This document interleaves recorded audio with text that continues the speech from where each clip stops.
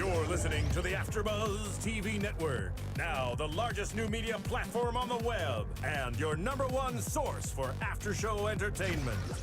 Very good, Keith.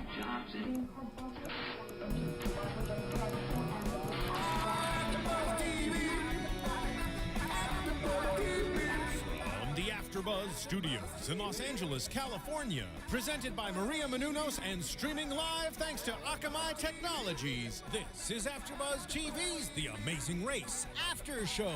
We'll break down tonight's episode and get you all the latest news and gossip. And now, another post-game wrap-up show for your favorite TV show. It's AfterBuzz TV's The Amazing Race After Show. Done. We're back. We are Jessica, thrilled. though, unfortunately. She's doing the Hunger Games. That's right. She's hosting the Hunger Games red carpet. Get it, girl. So we missed you, Jessica. But Bing is for doing it. We are doing the Amazing Race After Show for season 23, episode 8, One Hot Camel, here right on AfterBuzzTV.com. I'm your host, James Wallington, and with me tonight is the wonderful... Hi, everybody. I'm Justin Nichols. Hello, Justin. How are you doing? So good. Although, another great Amazing Race episode. I wasn't necessarily surprised by how it all ended. I mean, I think we saw it coming, but yeah, really good. Once again, intense. And I was surprised with I think it shouldn't be called One Hot Camel. It should be called something like We Hold Grudges. I feel like there's a lot of We hold grudges. There was a lot of emotions that were from the very first episode that were all seem to come into play this episode. I thought it was interesting and kind of surprising. I couldn't agree more with that. We hold grudges would have been. I should have thought about this ahead of time. I could maybe been a little more creative, but for now we're gonna go with We Hold Grudges. I mean, One Hot Camel. Come on. Come on. I get it though, because it's like the beauty pageant. They're trying to make their camels look hot. Also 900,000 degrees outside. So many factors in this episode. There you go. But we should hopefully, fingers crossed, have a special guest call in tonight. To give us some insight onto this season of The Amazing Race. But How exciting. Exactly, but we won't say who because we don't want to jinx ourselves. Jinx it in case they don't have quite time in their schedule. Yeah, exactly. So we'll just dive right into episode 8, One Hot Camel. How has it been 8 episodes already? By the way, that doesn't seem possible. It's gone by quite fast. Yeah, man. I haven't even tried to kill you yet or anything like that, James. It's great. So the team start off in Abu Dhabi, which is where they left off in episode 7. And when they get their clue, I think this is the first time this season. I mean, our trusty fans out there may hold me to that. They'll let us know. They have $1 for the leg of the race. $1. I couldn't believe it. How are you supposed to do this with $1? What? Yeah. What? I mean, they didn't really travel a lot either, because they kind of were given the Ford Explorer, right? The SUV. The Ford SUV. Thank you, Ford, once again. Yeah, Ford product placement. Yeah. And they also were given the 4-wheelers and then the raft. So it wasn't really too much of a heavy traveling leg. So I guess for $1, good luck. Yeah. Good luck. Hope you guys don't need any fuel or anything in your Ford cars. But speaking of these Ford cars, so you start off this challenge when they said you have to figure out how to get into our keyless entry system. Once again, a brilliant product placement by Ford, of course.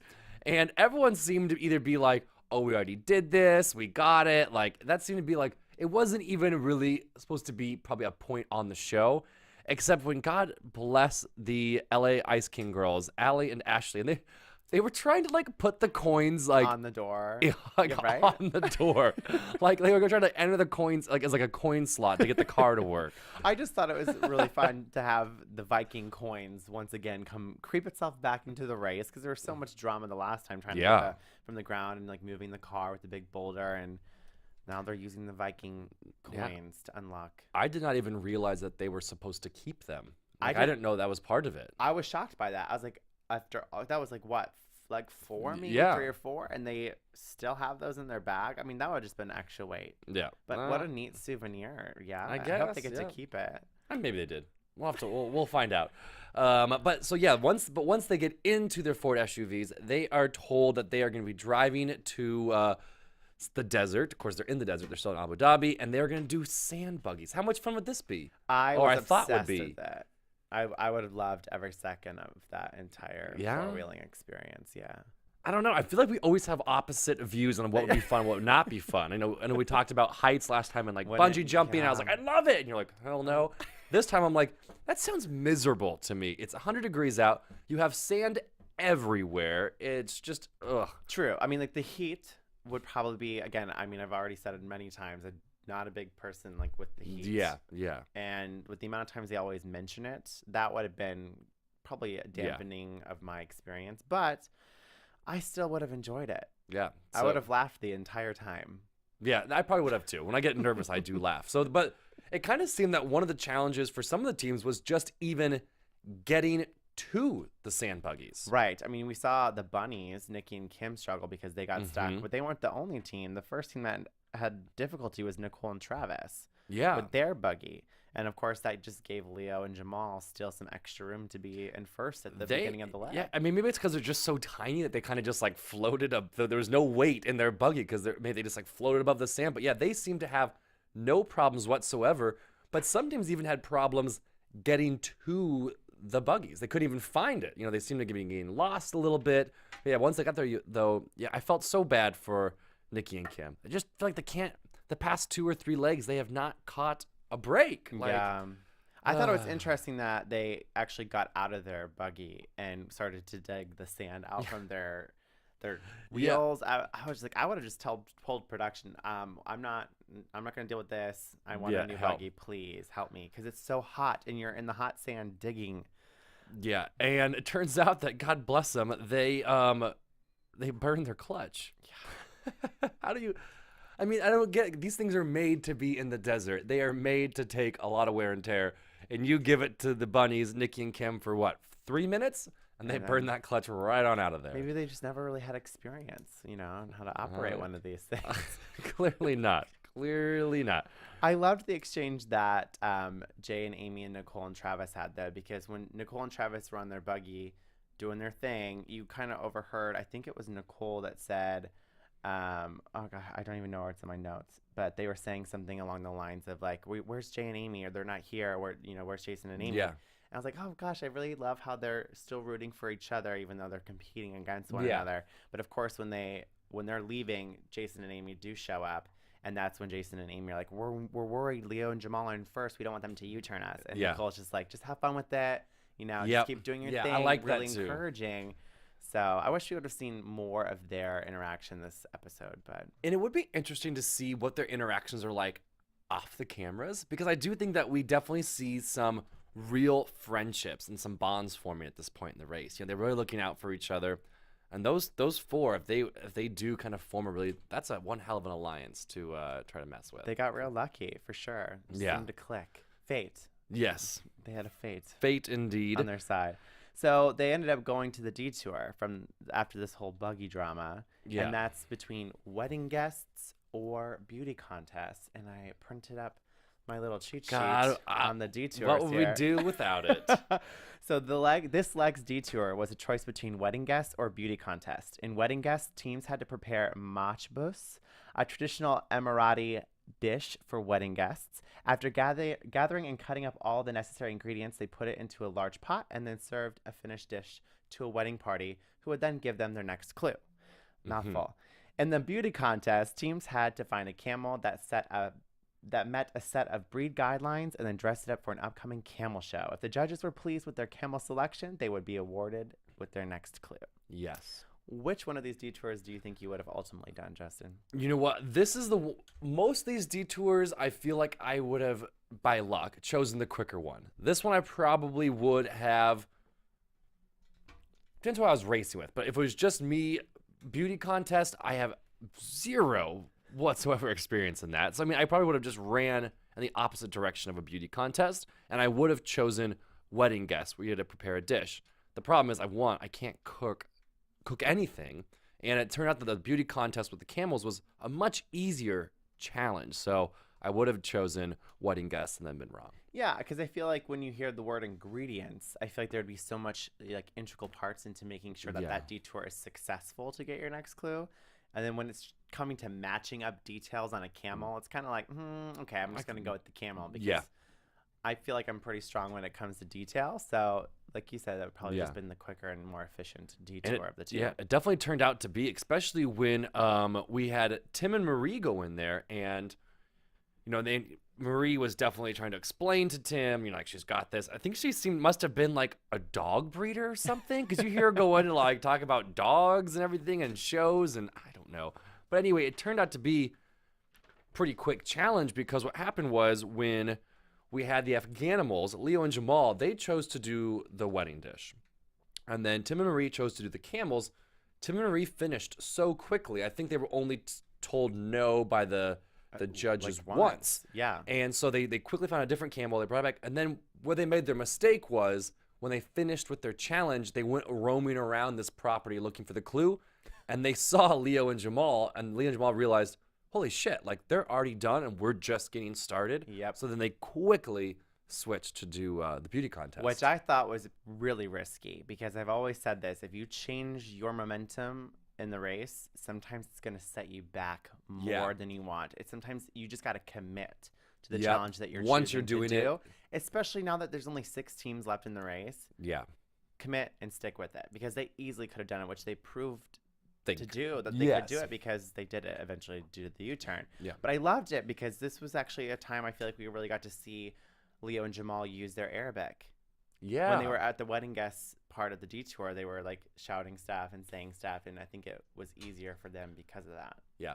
Now, one team I was going to ask you, because you're, we both obviously know the Amazing Race pretty well, but you're the ultimate expert, James. Oh, and so one thing I wanted to ask you was,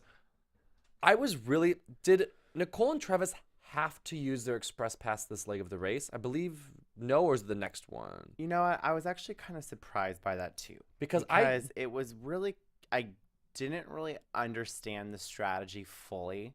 Because Agreed. either way, you're going to start the next leg of the race, and you're more than likely going to be an equalizer with all the teams, and you just wasted your express pass. I would love to hopefully get them to call in at some point and give us their insight, or maybe read an interview online with them, because I didn't understand it. Because the only thing I could make rationale was they must have maybe their express pass was up. They couldn't use it for any more legs, and so if they were going to use it, they might as well use it now. Right. But what I found odd was that as soon as they got to this detour, it was like they had already known they were going to use their express pass, but the thing was they weren't even behind. They didn't even try to attempt the challenge. They just said, using it and move on. And it was so shocking to me that they were so far ahead of other teams, when if they were able to keep it, why didn't they? Yeah, I feel like when it comes to the editors of the show, if it was the last leg that they could use their express pass, I feel like at some point of this episode, we as an audience would have known that. Agreed. I feel like there would have been commentary in the taxi cab going to it, running to it, saying, we need to use it. We have no other choice. Now's the time to use it. And what the best time to use it. There was no discussion of that whatsoever. So for them, again, being in the lead and knowing they're in the lead, what was the point? Yeah, they just wasted their express pass. Absolutely wasted it. Because they do great on challenges normally. So it's not like they had to use it because they weren't going to do well. They probably would have done it just fine no matter which challenge they chose to do. Exactly. I couldn't agree more. But they ultimately U-turned Leo and Jamal. Yeah, and maybe that was maybe they wanted to U-turn them so badly that they weren't really thinking straight. Yeah, and this was another one where I said the show should be about holding a grudge, because they said they wanted to U-turn the Afghanimals because the Afghanimals were not doing the race honestly. But the example they kept choosing was when they talked about when the Afghanimals U-turned Brandon and Adam. Right. And the thing is that even though they did lie to their faces, it wasn't like it was a big lie. It was about something that was irrelevant to the race at this point. So I was really surprised that Travis and Nicole were so bothered by this lie when it had... If they were to say, like, Leo and Jamal are probably, besides Jason and Amy, our biggest competition out here, then I would get it. Yeah.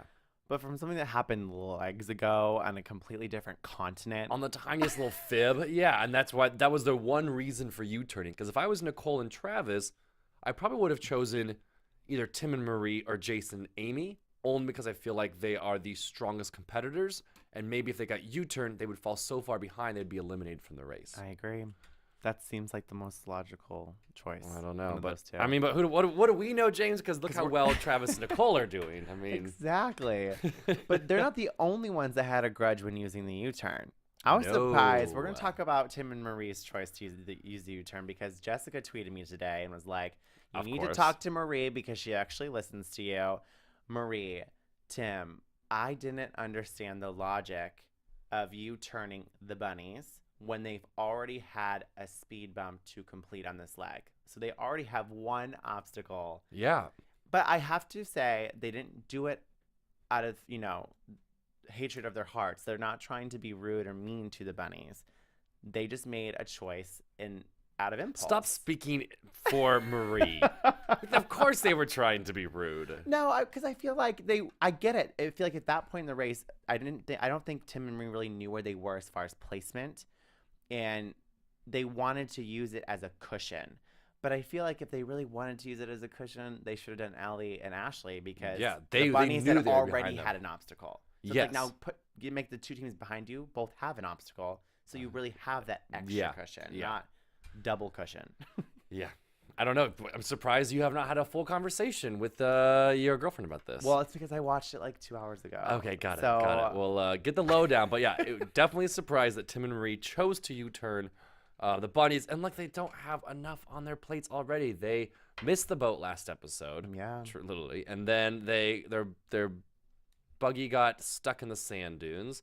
They know they have a speed bump coming up. And now they're getting U-turned? Like, come on. And all because of what happened in leg 3 when they were at the airport and the bunnies cut them in line for tickets at the ticket counter.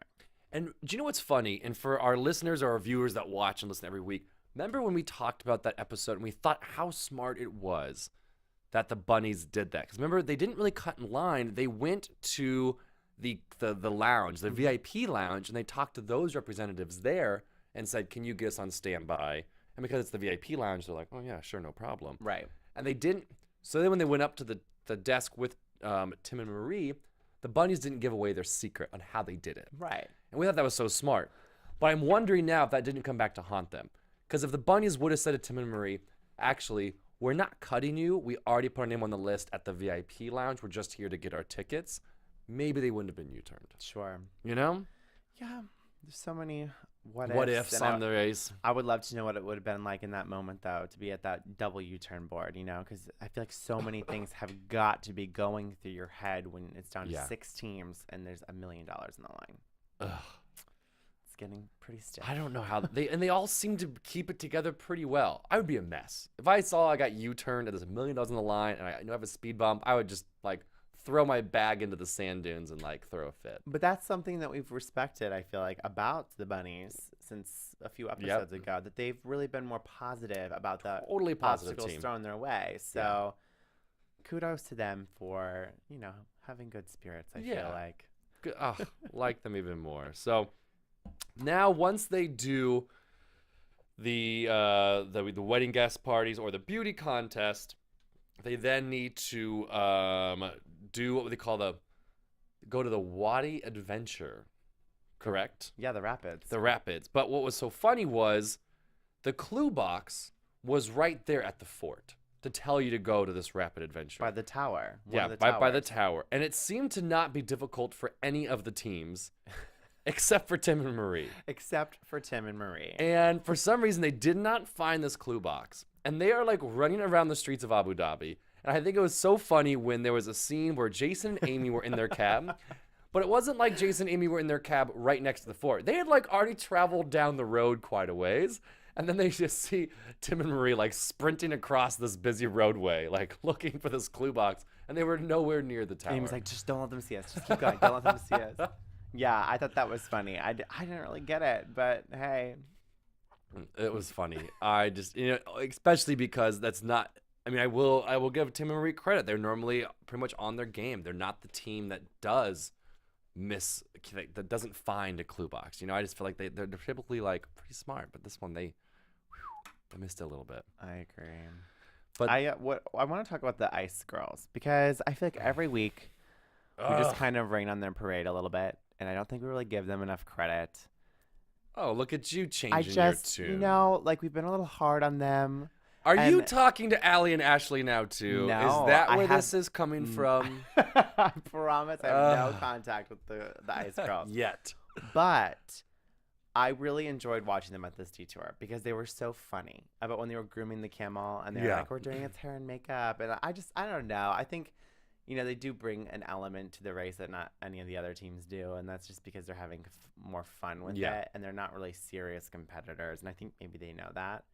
So I just feel bad because they really are the cat with 9 lives. They are. This is episode 8. So maybe episode 9 next week is their last life and they're gone. Well, but they've held on for. Yeah, you have to give them credit because we've seen some really strong teams go out before them. Yeah. Tim and Danny left, Chester and Ephraim, like all teams I would have thought would be in it for the long haul, and so they have hung on for dear life. I know what's happening here, James, and what it is that every week we give our predictions, and we say that Allie and Ashley are going to go home. And whatever team we say is going to go home ends up staying. That's true. So the reason and why keep saying this too. I know, but the reason why they keep staying is because, damn it, we keep saying they're going to leave the show. So they're going to get first the rest of the race, everybody. They're going to watch them win the whole thing, though, for real. No way is that happening. So after the whole drama with Tim and Marie not, finding the clue box, all the teams were directed towards the roadblock, and their clue was who likes rapid transit, and they had to ride the rapids at the Wadi Adventure Park, which I thought was pretty spectacular. That's awesome. That is awesome. Like in the middle of the desert, where there's not a lot of water, you have this like man-made built rapids, and not just rapids. This was a level 4 rapids. Like this is some high speed. Have you ever been high whitewater intensity? rafting? I have. Yeah, it's intense. It's pretty intense. And this is man-made, so I feel like they have a little bit more control of.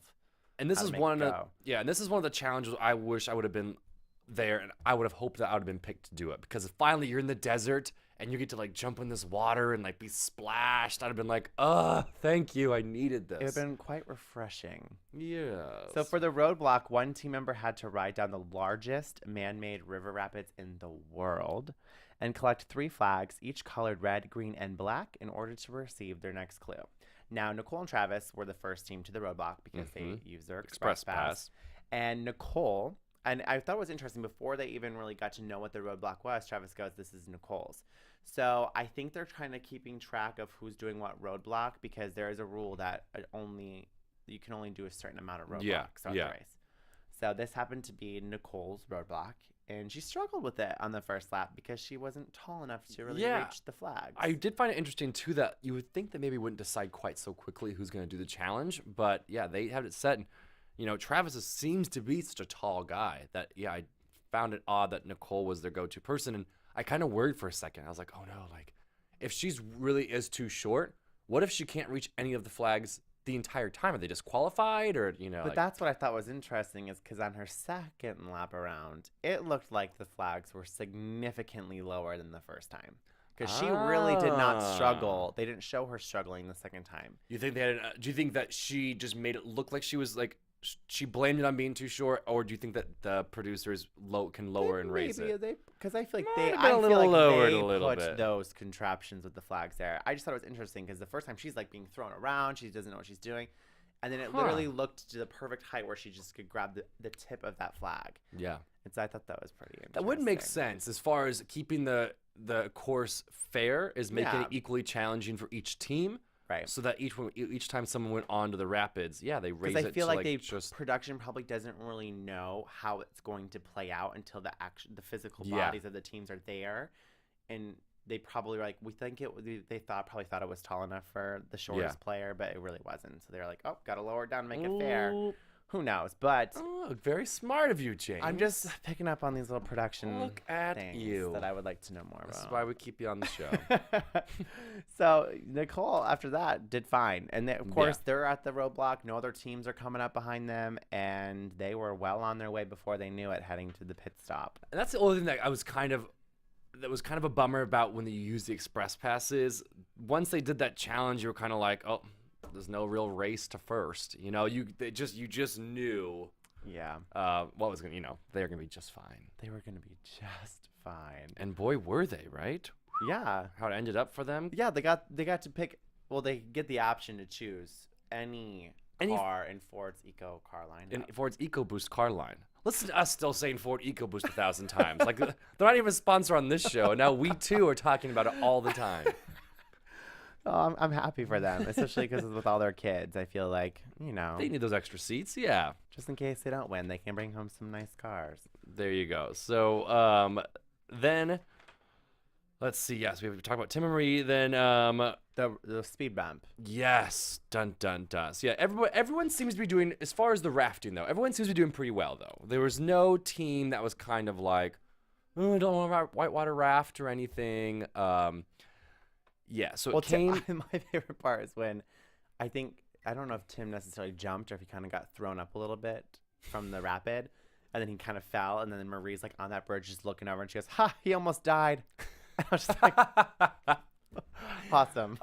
Great line. Oh, he almost died. So great. He almost died. No big Yeah, deal. this is definitely one where I feel like though Tim from Tim and Marie, of course, and then Jason.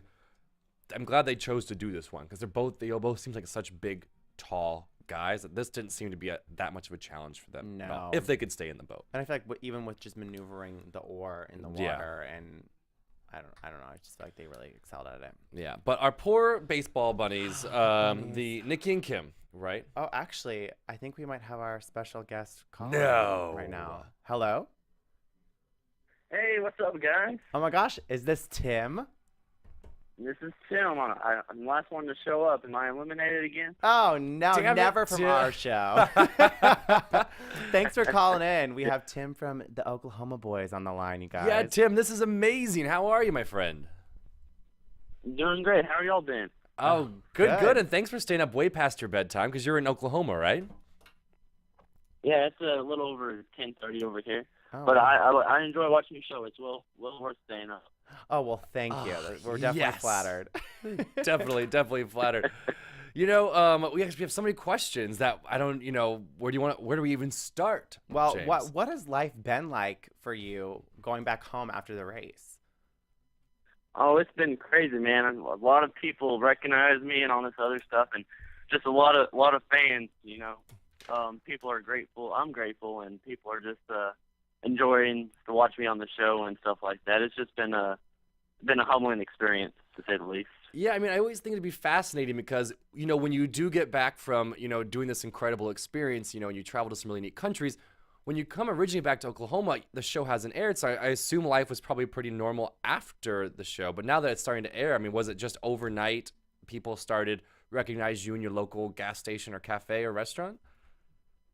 Oh, not overnight. I think it probably took a couple of episodes, but like the first night it aired, like on Facebook, I got like 100 new Facebook friends trying to follow me and all that other good stuff. So it's pretty crazy. And then you got fans all over the world because it shows in other countries. And I got some tweets from fans in the Philippines and stuff like that. So it's pretty awesome. Gee, I can't imagine anyone that's jumping on to join the Facebook fan group faster than James over here. So we're glad you accepted, Tim. Yeah, man. James is great peeps. You're a huge fan favorite on our show, AfterBuzz, right now. People, when they comment, they leave messages. They were definitely really upset when you guys were done racing. How's your buddy Danny doing? He's doing great. He's not wearing any more dresses or anything like that, but he's doing great. Have people given him a lot of BS for wearing the dress? We wondered about that.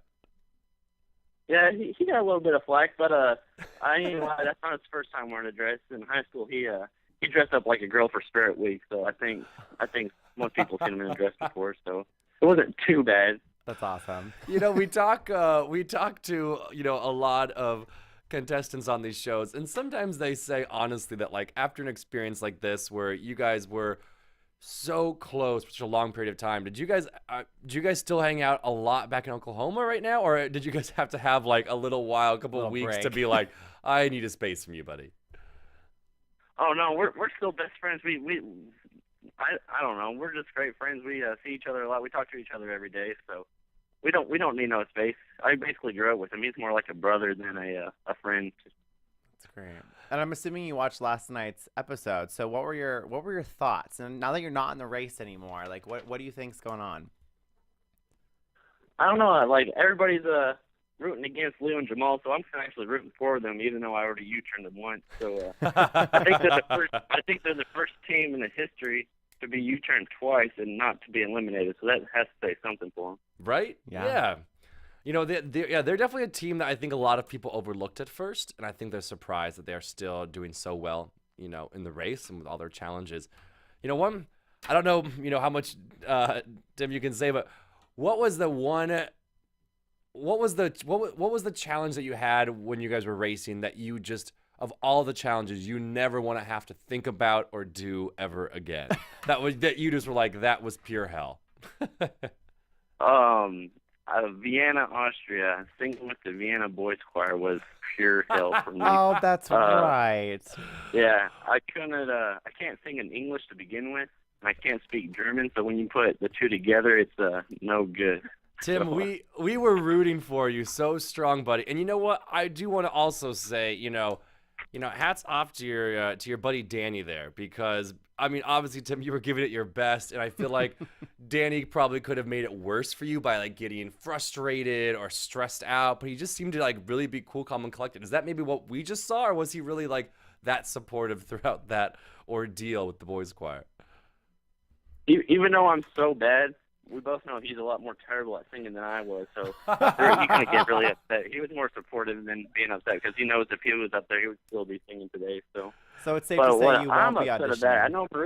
I know Marie's listening right now. Of course, she should have gave me that dang express pass, and I would have used it on that dang challenge. I'll probably still be in there right now. Right, Marie? Right? You know, because Tim, you should know that I am definitely on Team Tim and Danny, and I have not very much been on Team Tim and Marie. And let me tell you, I have heard about it from your friend Marie. So just so you know, I got your guys' back, buddy. And she should have given you that damn express pass. But let's flip the question around. What was the experience that you guys had on the show that you would take away as the best experience, the most memorable challenge or thing you got to do? Oh, just like the starting line was just crazy, you know.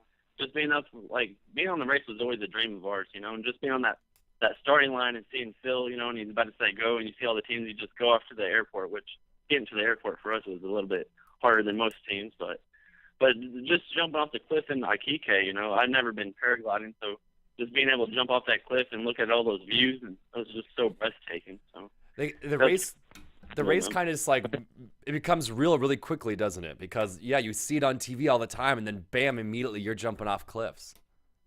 Exactly. You wake up and you don't know where you're going to go next, you know. Like, you'd be jumping off a cliff one day, then you wake up and you're in Portugal. It's so crazy. It's mind-blowing.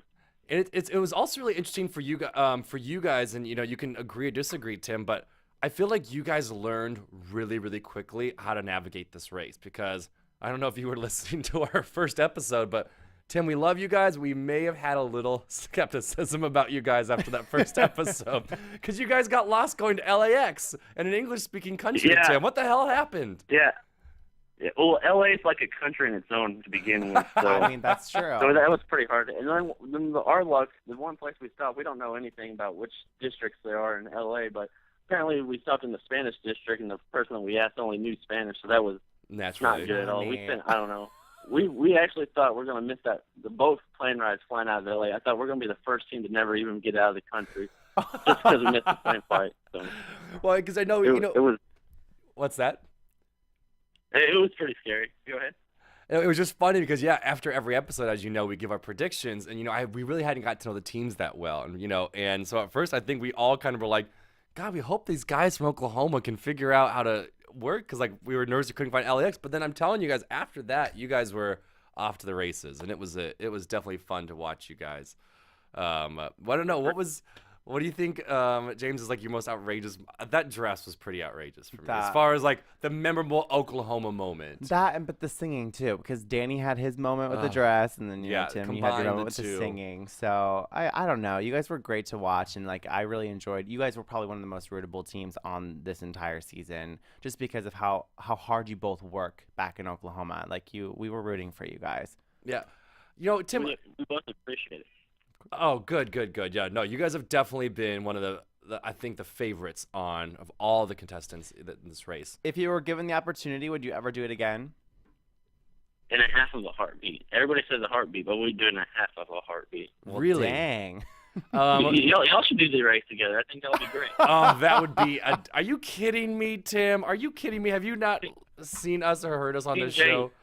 We Team wouldn't. JJ, I can see it right now. Yes. No, Team JJ would be a disaster. We would be a mess. We would be a hot, because James is a diva, as you know, and so Hey, when we yeah. don't get served our like fine courses in coach class, I was James not- is, you know, I'm hey. kidding, I'm kidding. You know, so Tim, I have a question for you. I think sometimes people, when they see these reality shows, you know, and you're now, you know, such a personality in people's living rooms every day, I don't think that people think that you guys go back ever to your regular jobs, that you're forever going to be these guys on these reality shows. You know, can you tell us, are you back at work? Do you live a very similar life that you led before you went on the show? Yeah, we're just back going to work. You know, I work 80 hours a week. Holy I don't moly. I don't work on the rig side anymore. I'm more a lab technician, so I have an air conditioning job, so that's better. But Attaboy. yeah, 80 hours a week. So Well, if your boss, well, can't you just say, damn it, I'm Tim from The Amazing Race. I only want to work 40 hours a week. Does that not work? yeah, you never know. Maybe I can get down to 40. We'll see how it goes, though. Oh my gosh. So, are you guys gonna do any? If you could go back to any country, let's say you and Dan are gonna go on a trip, you guys' families and all. What of the places that you guys went to visit? What would you guys choose? We thought Portugal was absolutely stunning. I think that was one of the countries we spent the least amount of time in, but it was so beautiful. When we got up to the top of the castle to talk to Phil, Phil's like, take a moment, turn around, and look at the views, and like looking at all those views, it was breathtaking. It was like a painting. So it was just gorgeous. That's where we would like to go again if we could. Did you guys? You say you're a fan of the show? Did you only audition for this season, or have you been auditioning for years like some teams have? You know what? It just seemed so easy. This was the first time we actually applied for the race. You know, we did it basically on a whim. Like one day we're like, hey, let's apply for the race, and we did. Next thing you know, we got a phone call the next month, and little did we know we were going to be on the show. Hey, that's how it happened. Was it a long process once you got that first phone call, or was it pretty quick? I don't know. We got a phone call in December. We flew out to LA in February, and we found out we were going to be on the show in May, and then we started shooting in June. So it was pretty quick for us. What did you guys do in May after you found out? Did you just freak out? Yeah, we freaked out. No, we started working out. We ran a lot. I had a backpack that had like 20-pound weights in there.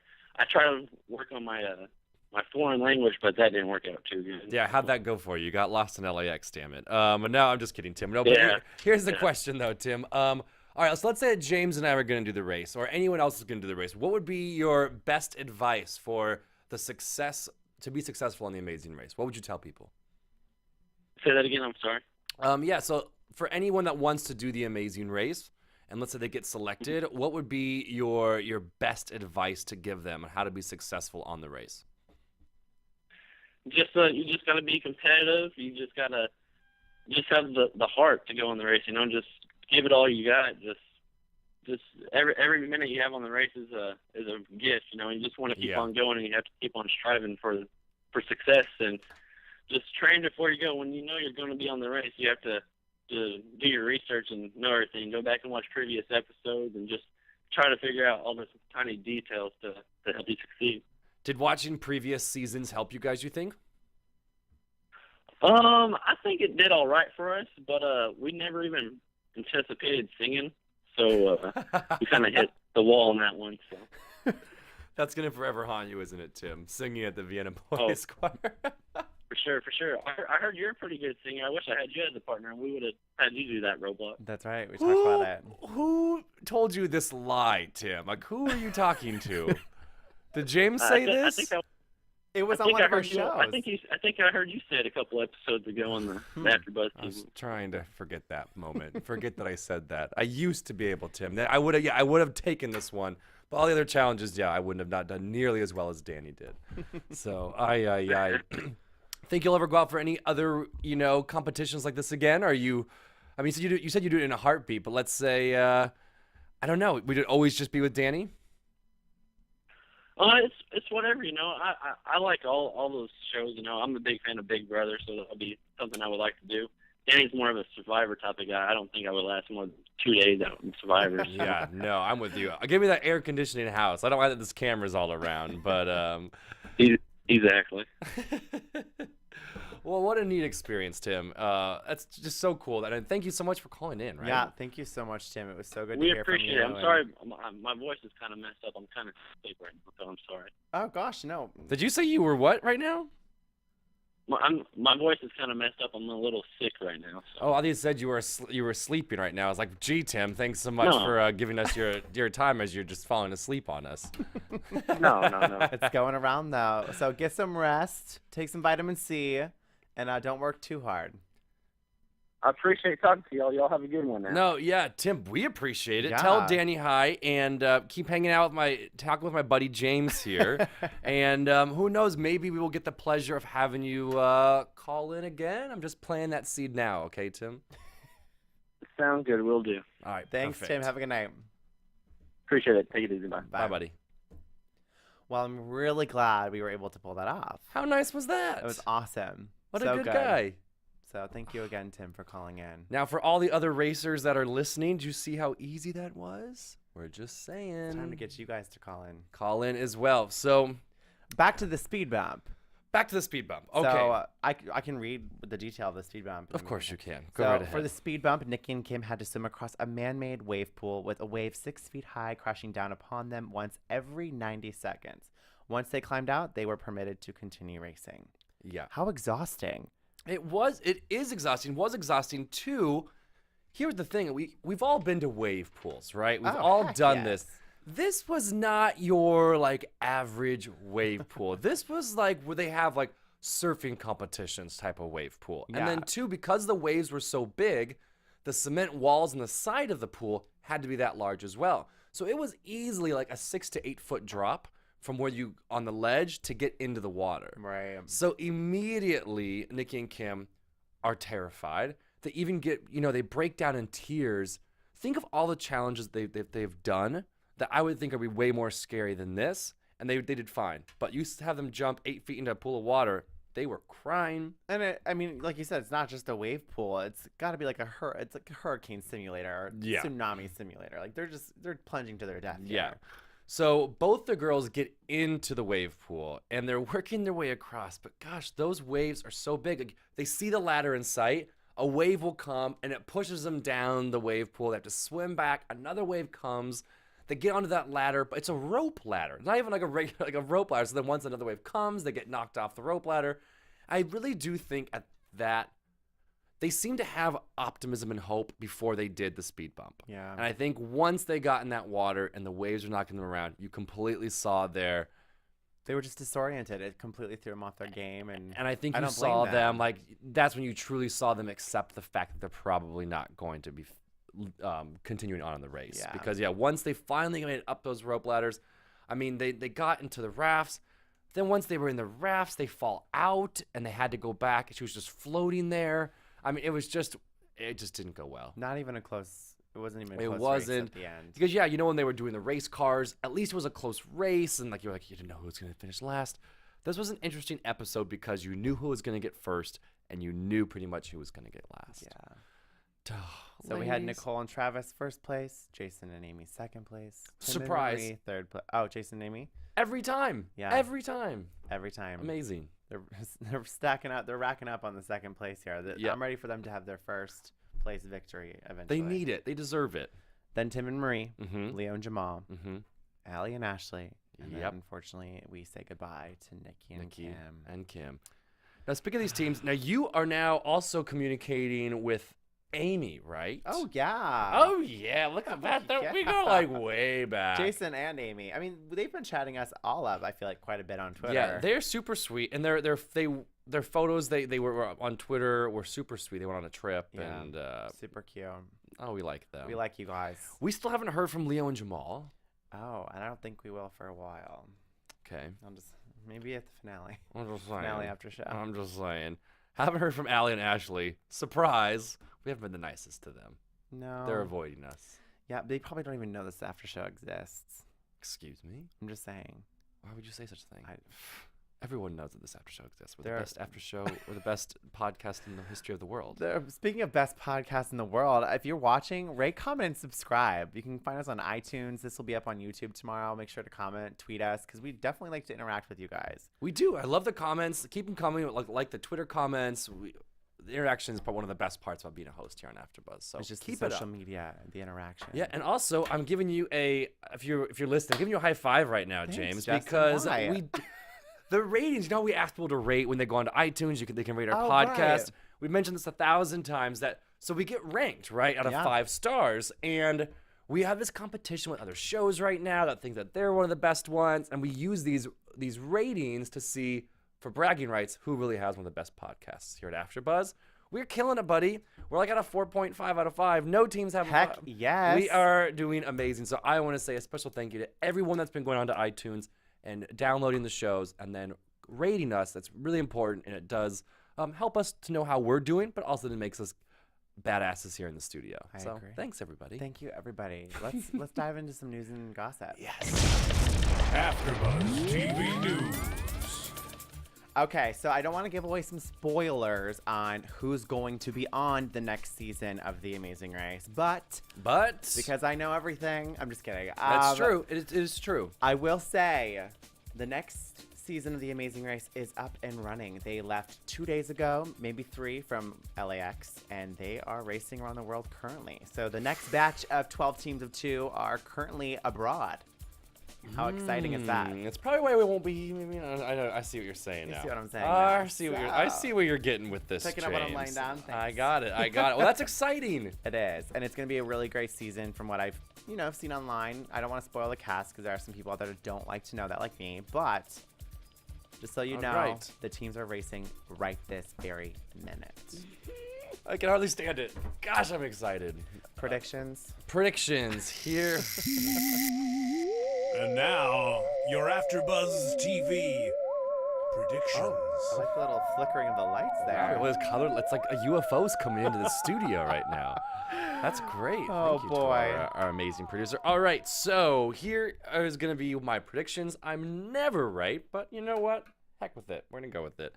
I'm going to say that Jason and Amy, they are hungry and they are due for a first place finish. Mm-hmm. I don't see anything as of right now that would make them leave the race yet. No. I don't know. Like they've had a pretty strong, consistent race. So I'm going to go with Jason and Amy first. Here's the thing. Even though they're hanging on, we say this every damn week, they're still getting not a lot of airtime. Maybe it's just because they're boring. But Allie and Ashley, you would think if they're going to go longer into the race, the producers would start to introduce them more on the show. Yeah, but that's why I think there's not much substance because we haven't seen really much anything about Allie and Ashley except just commentary. That's what I'm saying. I think they're going to go because otherwise we would have had to have seen more of them, right? Yeah. James, you're the expert telling me, but I really think they're going to go home. I'm worried I'm going to jinx it and they're going to stay forever. That's why I keep saying they're the cow with 9 lives, and next week is their last life, and they're going home. Yes. Episode 9, Allie and Ashley are going home. No offense to you girls, but it's time. I think they're probably the only team left in the race that you don't really find yourself rooting for. Because you don't know what's at stake for them. You don't know why they want the money. We haven't really learned their backstory except they're ice girls. So, I'm fortunately I'm going to say Allie and Ashley go home, and I agree. I think Jason and Amy are so hungry for first that hopefully we'll see them pull off a victory next leg. Because I'm Team Jamie right now. Team Jamie. Justin, where can they find you? That's right. You guys can all find me on Twitter or Instagram, Facebook, all that social media stuff at Justin J. Nichols. And you can find me on Twitter at James Wallington, and on Twitter, I said Twitter twice, and on Instagram, Mr. James Wally. And that's that. And Jessica is XOXO Jessica Carroll. XXO something. We tried, Jessica. We'll see you all next week. Thank you so much. Bye, everybody. From executive producers Maria Menounos, Kevin Undergaro, Phil Svitek, and the entire AfterBuzz TV staff, we would like to thank you for listening to the AfterBuzz TV network. To watch or listen to other after shows and post comments or questions, be sure to visit AfterBuzzTV.com. I'm Sir Richard Wentworth, and this has been a presentation of AfterBuzz TV. Buzz you later. The views expressed herein are those of the hosts only and do not necessarily reflect the views of AfterBuzz TV or its owners or principals.